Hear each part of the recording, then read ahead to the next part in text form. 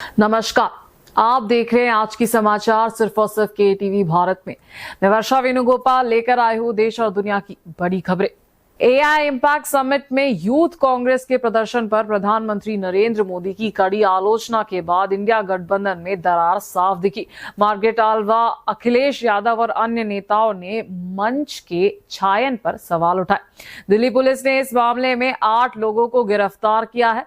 Canada ने 26/11 आरोपी तहावुर राणा की नागरिकता रद्द करने की प्रक्रिया शुरू की है, ठीक प्रधानमंत्री मार्क कार्नी की भारत यात्रा से पहले। दक्षिण की खबरों में कर्नाटका हाईकोर्ट ने अभिनेता रणवीर सिंह को अंतरिम राहत दी है, जबकि तमिलनाडु में वीके शशिकला ने नए राजनीतिक दल के संकेत दिए हैं। समाचार और गहराई से जानने से पहले आज की सुर्खियां जान लेते हैं।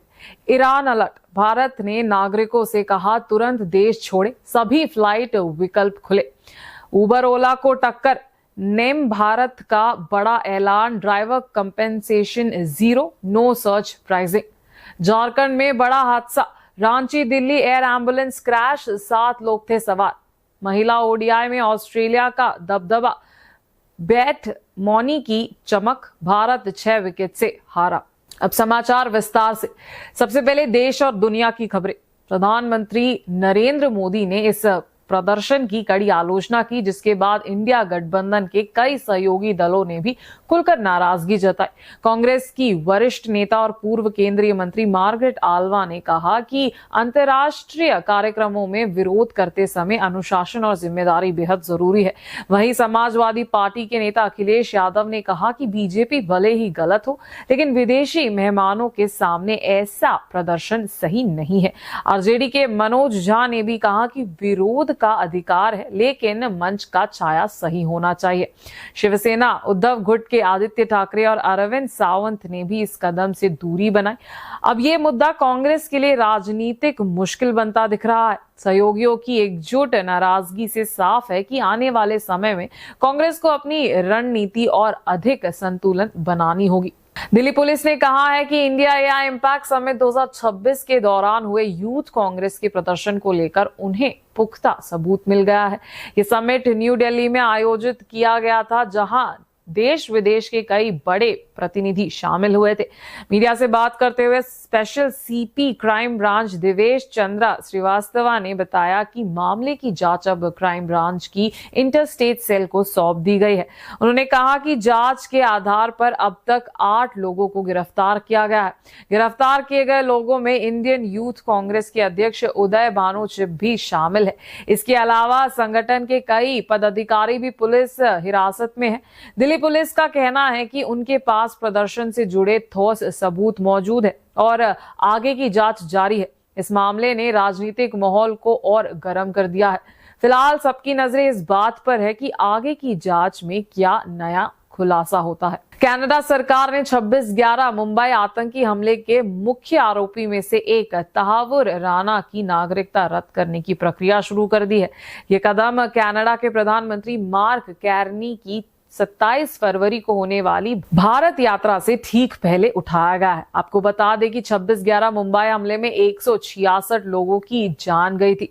अप्रैल 2025 में राणा, जो अमेरिका से भारत प्रत्यार्पित किया गया था, जिसके बाद नेशनल इन्वेस्टिगेशन एजेंसी यानी एनआईए ने उसे गिरफ्तार कर लिया। मीडिया रिपोर्ट्स के मुताबिक नागरिकता रद्द करने की कार्रवाई सीधे तौर पर आतंकी आरोपों से जुड़ी नहीं है, बल्कि आरोप है कि राणा ने साल 2001 में कैनेडियन नागरिकता के लिए आवेदन करते समय गलत या भ्रामक जानकारी दी थी। अब कनाडा की एजेंसीज इस आधार पर उसके केस की समीक्षा कर रहे हैं। ये फैसला ऐसे समय में आया है जब मार्क कार्नी नई दिल्ली में प्रधानमंत्री नरेंद्र मोदी से मुलाकात करने वाले हैं। इस दौरे में व्यापार, ऊर्जा और आर्टिफिशियल इंटेलिजेंस जैसे मुद्दों पर भारत कनाडा संबंधों को मजबूत करने पर चर्चा होगी। यानी कूटनीतिक माहौल के बीच ये मामला दोनों देशों के लिए काफी महत्वपूर्ण माना जा रहा है। मंगलवार को सीपी राधाकृष्णन ने नई दिल्ली में आयोजित टूरिज्म लीडरशिप समिट 2026 में सत्ता और टेक्नोलॉजी आधारित पर्यटन पर जोर दिया। ये summit US India partnership forum और संकला फाउंडेशन द्वारा आयोजित किया गया था। अपने संबोधन में उन्होंने कहा कि पर्यटन केवल एक उद्योग नहीं, बल्कि संस्कृतियों को जोड़ने वाला पुल पुल आर्थिक विकास का माध्यम और सॉफ्ट डिप्लोमेसी का मजबूत सदन है। उन्होंने कहा कि भारत और अमेरिका के बीच पर्यटन दोनों देशों के लोगों के आपसी रिश्तों, साझा मूल्यों और भारतीय डायस्पोरा की ऊर्जा को दर्शाता है। प्रधानमंत्री नरेंद्र मोदी के विजन के तहत टूरिज्म विजन 2029 की घोषणा की गई है, जिसका लक्ष्य हर राज्य में कम से कम एक विश्व स्तरीय पर्यटन स्थल विकसित करना है।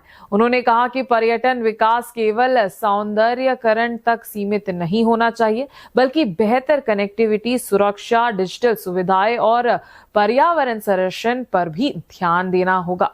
उन्होंने एआई जैसी नई तकनीकों का उपयोग महिलाओं और युवाओं के लिए रोजगार और यूनेस्को धरोहर स्थलों के संरक्षण पर विशेष जोर दिया। उन्होंने उम्मीद जताई कि ये समिट भारत अमेरिका सहयोग के नए युग की शुरुआत करेगा।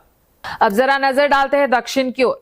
कर्नाटका के धारवाड़ शहर में सरकारी नौकरियों के खिलाफ पदों को भरने की मांग को लेकर हजारों अभ्यर्थी सड़क पर उतर आए हैं। प्रदर्शन की शुरुआत श्रीनगर सर्कल से हुई, जहां बड़ी संख्या में छात्र और नौकरी के उम्मीदवार इकट्ठे हुए। वे राज्य सरकार के खिलाफ नारेबाजी करते हुए सभी रिक्त पदों को जल्द से जल्द भरने और आयु सीमा में छूट देने की मांग कर रहे हैं। प्रदर्शन के दौरान हालत तनावपूर्ण हो गए। पुलिस ने चारों तरफ बैरिकेड्स लगाकर भीड़ को रोकने की कोशिश की, लेकिन प्रदर्शनकारी बैरिकेड्स को धक्का देते हुए आगे बढ़ने लगे। जयनगर सर्कल के पास पुलिस और प्रदर्शनकारियों के बीच धक्का मुक्की और झड़प भी हुई। इस आंदोलन को कई बीजेपी नेताओं का समर्थन मिला है। विधायक अरविंद बेल्लाड, चलवादी नारायण स्वामी और आर अशोका सहित कई नेता अभ्यर्थियों के समर्थन में सामने आए हैं। धारवाड़ में जारी इस बड़े प्रदर्शन ने राजनीतिक माहौल को गर्म कर दिया है।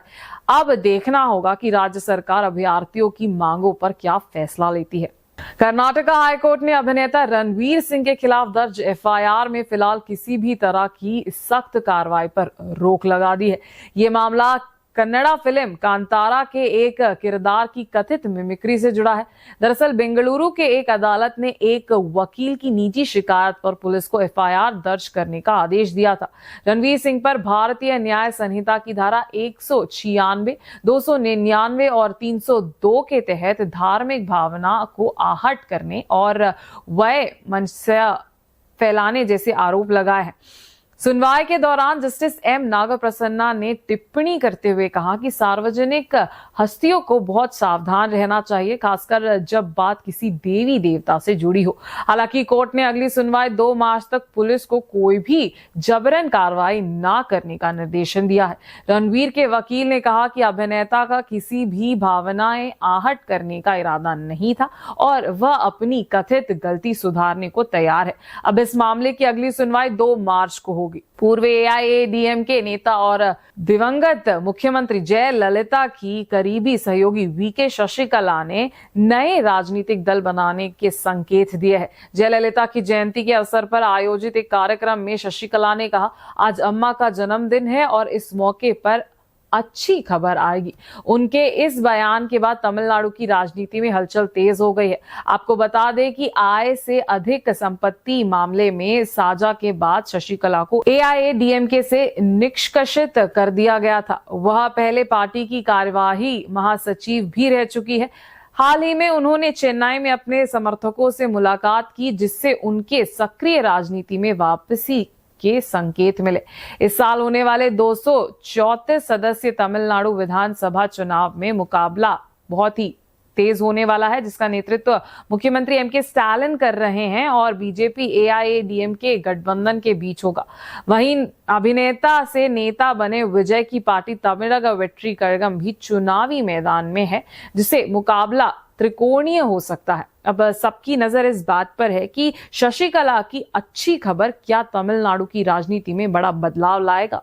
तो ये थी आज की ताजा खबरें। देश और दुनिया में हर पल बदलती स्थिति पर नजर रखना बेहद जरूरी है। हम आप तक लाते रहेंगे सटीक और भरोसेमंद अपडेट्स। मैं वर्षा वेणुगोपाल आपसे विदा लेती हूँ। देखते रहिए केटीवी भारत। धन्यवाद।